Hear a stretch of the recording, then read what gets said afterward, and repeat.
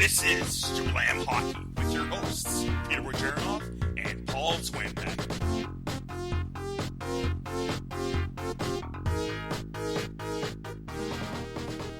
Welcome to Slam Hockey, folks. I'm your host, Peter Wojcicki. You can find me on Twitter at Russian98, and I'm with Paul Zwambag. You can find me at Zwambag, Zwambag. How's it going, everybody? Peter, what is up?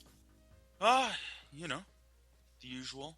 Watching some hockey when the games are on. There's still too many days off in between. It's bothering me, but it's giving me some time to work on myself. And I think I mentioned it before, and I started doing it. I started doing like 100 days thing. Paul was making fun of me because I guess what in my first video I was like, maybe I might make a video every day. But that wasn't the goal. The goal is to go ahead. You started with 100 days. I'm gonna record a video, but I might not do it every day.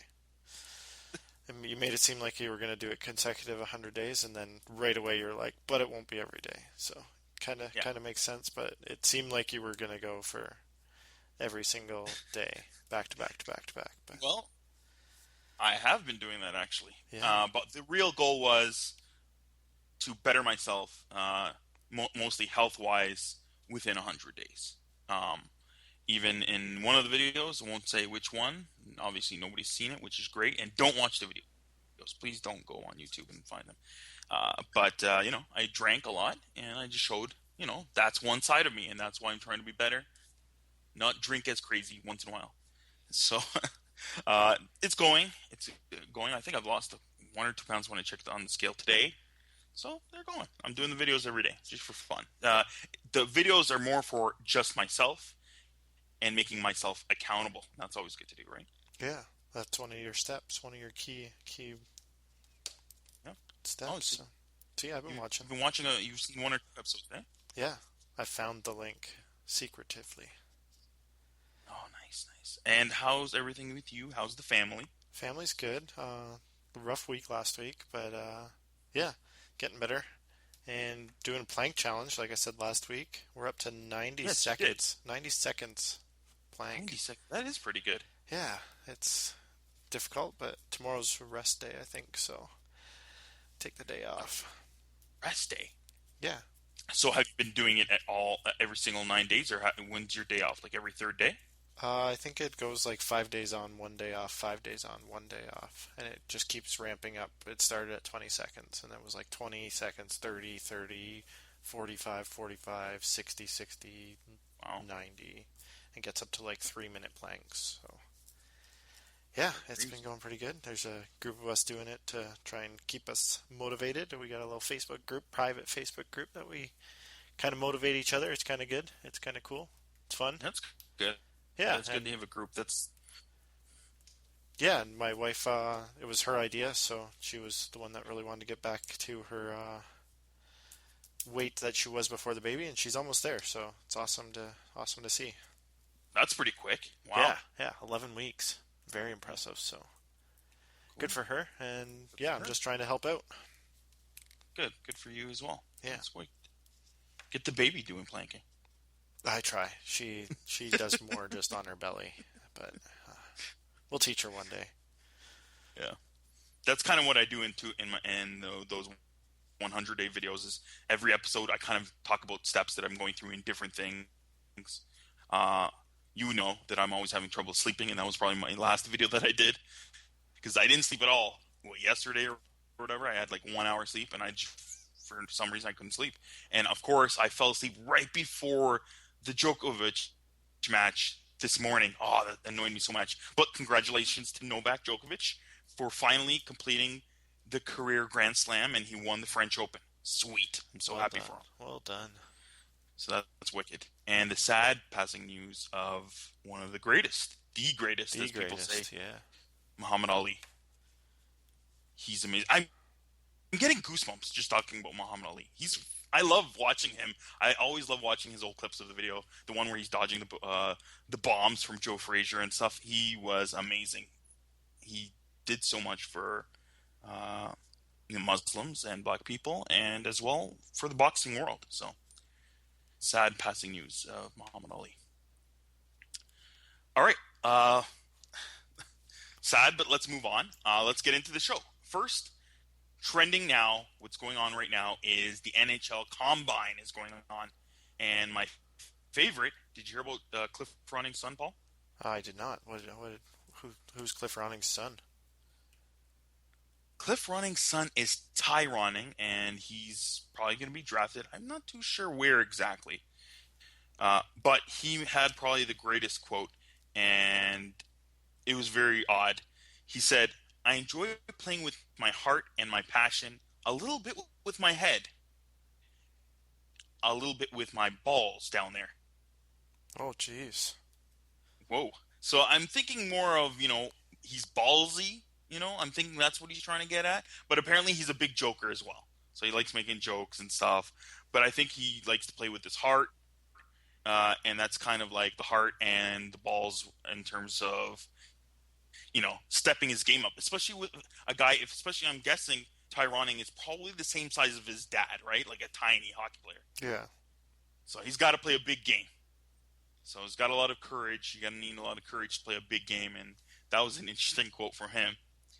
But you know what I've noticed from listening to all these kids at the combine is they all have big egos. But I think you need that in order to succeed, to become a Muhammad Ali, to become a Novak Djokovic.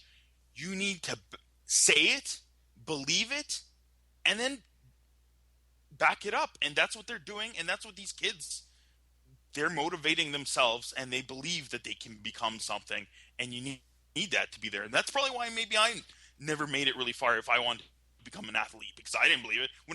Paul, when I was a little kid and I was playing baseball, I would intentionally position myself, and I was a scrawny little kid too, intentionally make the smallest batter's box so I could just get a walk, just so my team can win. My coach was always like, swing, swing. I'm like, no, I don't need to swing. Why do I need to swing? I'm going to get on base by getting a walk. Or once in a while, I'd intentionally get hit by a pitch. That's how I played. I just wanted to have fun and get on base. I didn't have a goal of like, let's get 4 hits today and let's win a championship. I just wanted to have fun. See, we kind of had the same mentality growing up playing baseball because I was bet by my brother one year. He was my assistant coach. He Yeah. bet me that I couldn't bunt the whole year, that I would have to swing at least once, and I bunt the entire year, had the best average on the Mm-hmm. team because I was a leadoff runner, a leadoff batter, and Yeah. there were multiple times where bases were loaded and I would still bunt, and it was like, nope, I'm bunting no matter what. Doesn't matter what the routine, the positioning is, or where Yeah. the guys were on the bags, and yeah, I did it for a full year. So that's how I had my fun in minor league baseball. Yeah. And even for me, other sport, I played. Then I went and played roller hockey, and of course, I was horrible in skating. I have bad feet. I always get a lot of injuries with my feet, and I have flat feet. I always had those weird plastic things you have to put in your shoe for my arc because I'm flat-footed. So I played roller hockey for 1 year, and I was the worst skater. But by the end of the season, I was fourth in the league of points. Nice. That's because I have a good hockey sense and a hockey mind, and I practice passing a lot. I pass all the time. I was the Joe Thornton of my league, basically. And and of course, in roller hockey, for some reason, growing up and stuff, assists were worth 2 points. So Oh hey, man. I'm passing all day. Then I'm Yeah. gonna get up there, and I ended up fourth in the league in points. So that was pretty fun. Nice. That's just how it goes. But again, going back to these kids, it's crazy. Oli Ulievi, projected maybe to be the top defenseman. Maybe and you're thinking maybe Chitrin might be up there, but Oli says he's the smartest defenseman in the draft. So he's already telling everybody, "You guys are stupid. I am the smartest." So he's trying to say he's the best hockey sense, right? Line A is like talking big games. He's like saying, comparing himself to Ovechkin. He says it'll take him about 5 years to be just like Ovechkin. He has the best. I have the best ability to become the best player in the NHL someday. Is a specific quote he said when he was interviewed by Gino Reda. So he's talking a huge game, and he even put it out there saying that Toronto has a big question in terms of who they're going to take first or second, so he's still putting himself out in that first spot, right? Yeah. So I it's think it's interesting, really and cool. it's pretty cool. Go ahead. I think Yeah. it's pretty cool that like they are very open and very confident and you could say cocky, but they're not robots yet. Like these kids are coming trying to make a name for themselves, so they're coming into the media and there's a lot of media at the combine nowadays that once these guys Yep. get media trained and realize how much the media jumps on top of your quotes, they're Yeah. going to just become robots just like all the other NHL players. They're going to Just have like the every Sidney Crosby out there. yeah, they're going to have all the cliche lines. They'll work 110%. We're going to got to get the pucks deep and stuff like that. So hearing them actually talk and have character is, I think, awesome. Yeah, It's maybe refreshing. maybe it might be cocky, Yeah. but I think all NHL players have a cockiness to them. They know they're the best. They expect to be the best on the Yeah. ice. So I think them showing it is and talking the way they talk is I'm quite all right with it. And they're trying to they're trying to be seen as the best. They want to be the top guy picked. So by all means, talk the talk. I remember even it was kind of odd, but it was hilarious when Joe Thornton said that last week, and he's like, "I am the best." They were interviewing him after the game. It was hilarious, but that's Joe Thornton. Everybody kind of expects him to say a little something like that, kind of funny, but brushing off his shoulder and thinking he's the best. And he in my opinion, do you even know who's better at passing than Jumbo Joe in the whole NHL? Is anybody? Maybe like Nicholas Backstrom. Maybe Maybe, that's the only yeah. one I that guess. really comes to. That's the only one that really comes to mind. But like he passed Yeah, one. and Thornton passed one to Hurdle behind the net last series. That was just remarkable. Just insane. it was a maybe a 3-inch window, and he put the puck in that 3-inch window. It was incredible. He's he's amazing, especially at his age. Yeah, So he's he's still killing it. He's still the best passer. And we'll talk a little bit more about it, but let's finish off with this stuff. Even Kachuk came out and said, "If McDavid's not ready, I'll be the next best." He comes out and says that it's amazing. These kids, they really believe it, and good for them. yeah. Uh, Top Canadian Julien Gauthier was he's a monster. He's ready for the NHL. He kind of fell down the draft list mhm. just because everybody else was kind of climbing. He didn't really drop. He just stayed where he was, and everybody else leapfrogged him. But he's a he's a man. Like he is huge. So he was interesting to watch at the combine, definitely. It's hard though to judge. You know what? I don't put a lot of faith into the combine with the tests and guys that are killing it. I remember the big year. I forget what year it was, 2008 or something. And huge specimen, huge Jessamine was I think drafted even eighth, and he was killer and he was huge. But he was the only one of that draft year that never really made it. Yeah. So Another comparison in the draft combine, Zach Bogosian killed Eric Carlson's numbers. yeah, Like that too. just destroyed Eric Carlson. So I think a lot of like even Patrick Laine said that he didn't practice chin ups. He doesn't do chin ups, and one of the tests is doing as many chin ups as you can do.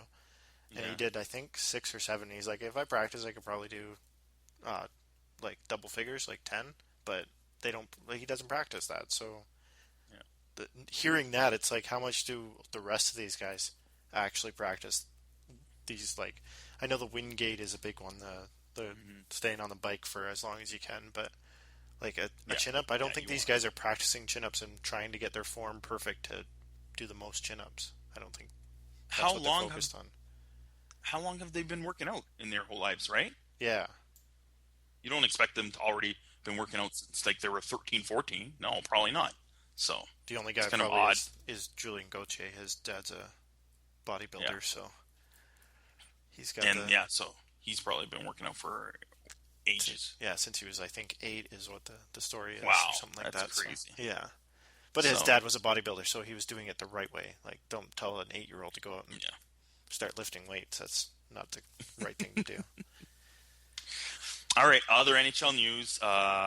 Radulov believes he can get 15 million for 2 years. That's what he's looking for.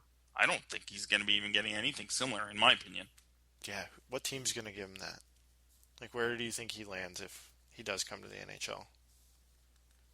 And that's the other thing. Remember a few weeks ago we were even talking about, and he even said that he wants to go to a contender. Yeah, So you're not going to get that kind of money if you're going to a top contender. That's no, for sure. no.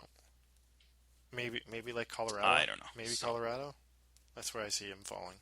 Just, he could go there. but they're They definitely, could give him close. and they're not a contender, so Yeah, he's not going to want to go there. But yeah, yeah. They already have.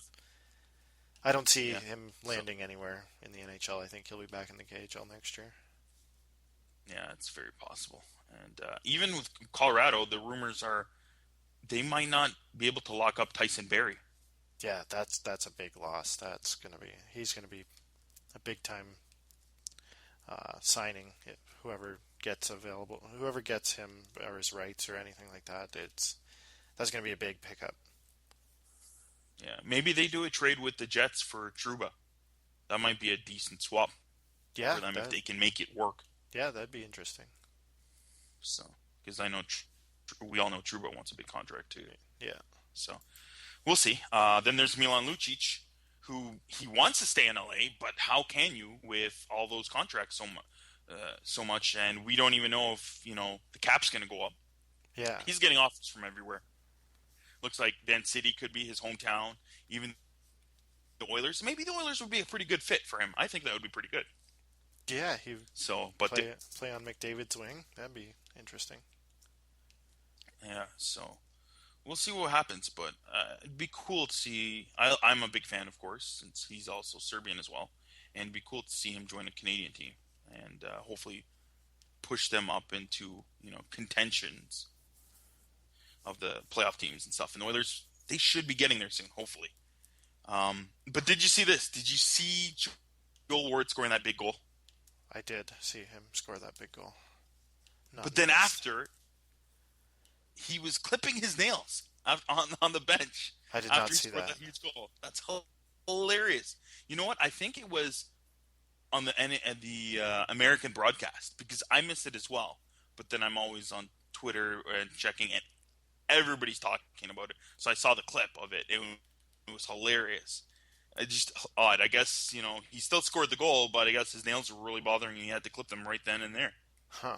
That's pretty funny. So let's get into it. How do you like the series so far? I think it's pretty good.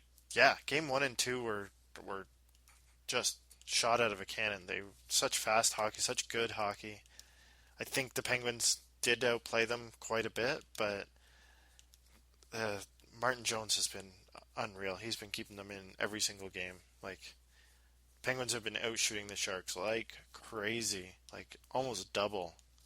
But the overall series has been great. I think it's probably one of the best finals matchups in 5 years.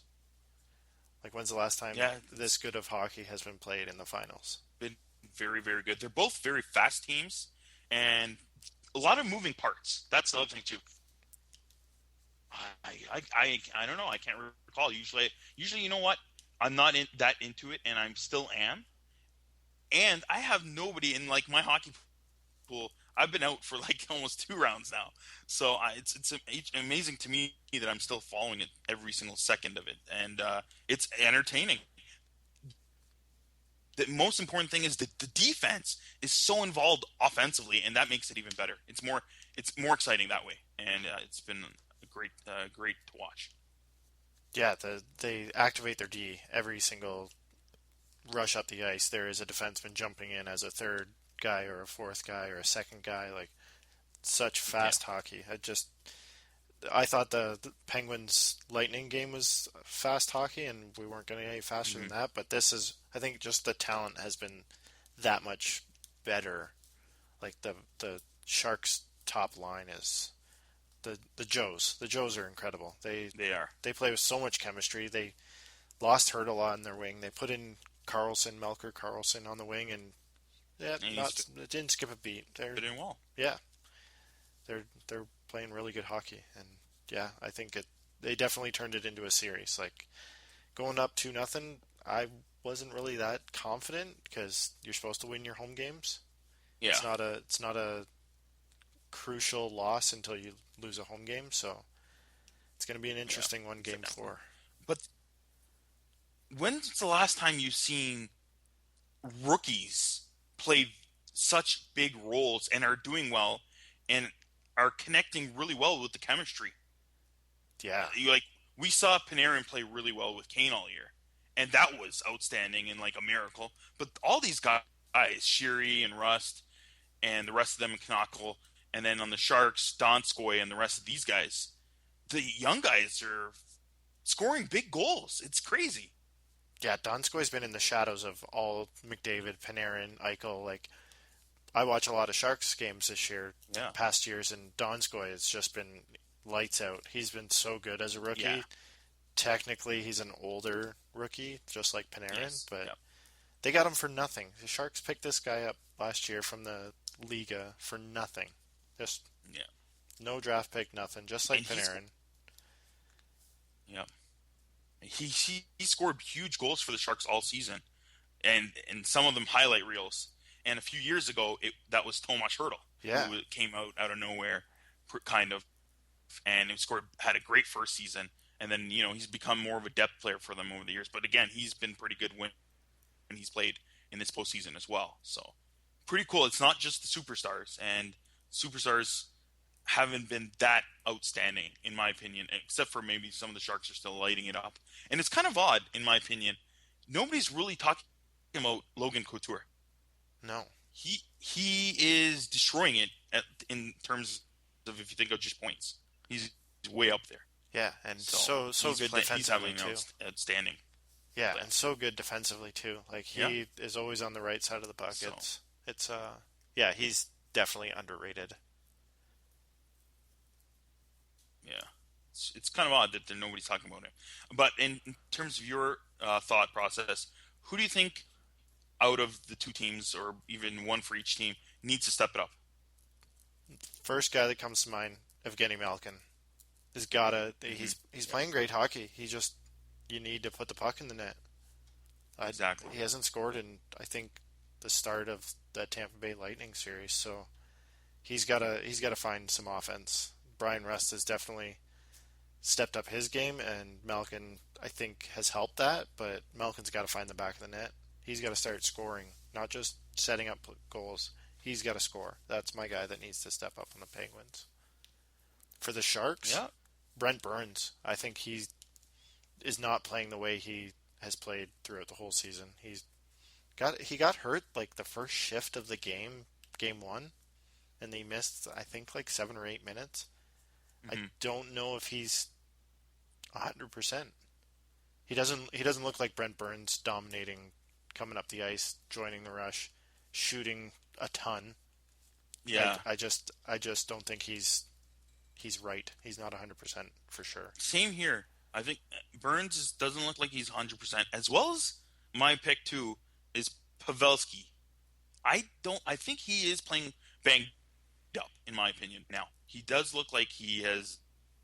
He doesn't have that top flight right now, Yeah, and his timing looks off. a bit of a limp or something. Yeah. Yeah. So I don't know. I think there's something going on with Pavelski. So, but it would be great for him to step up. But if he's really banged up, he might not be able to. So hopefully he can put in at least one big goal, and everybody you get a lift. You get a lift from a guy like Pavelski who might not be getting a few points these last games, or a big player like Evgeny Malkin. If he's playing banged up or something, it hurts. But when these guys, these capable players, superstars, score one big goal, it lifts up the rest of the team too. So you need them to get a big goal for their team. So it's pretty amazing too, in my opinion. I was looking at that, and somebody mentioned it online. Can't remember who, sorry, but every single goal until the Hornqvist goal by the Pittsburgh Penguins was scored by an American. Really? Yeah, did you know that, Paul? I did not know that. That's crazy. Every single and so far no Canadians, right? Because Hornqvist scored, and then San Jose came back and won in the overtime. Yeah. But again, every single one was American until Hornqvist, and he's Swedish. So good for the American Penguins. You're getting all your goals from American players, which is great. And Bonino is one of them. and I was going to talk about it next. And players that are not talked about enough, in my opinion, that have stepped it up, that have brought up their game. And one is Nick Bonino. He is really killing it. Everybody's talking about the HBK line and their speed, and most people are talking about Kessel, and he's got a lot of goals. I think he's got like 10 now, and he's killing it. And Hagelin has crazy speed. Bonino, is he maybe not the fastest out of the top those three fast players? Yeah, maybe. In my opinion, he looks like with that beard, he looks like he might be a Mennonite. So he might.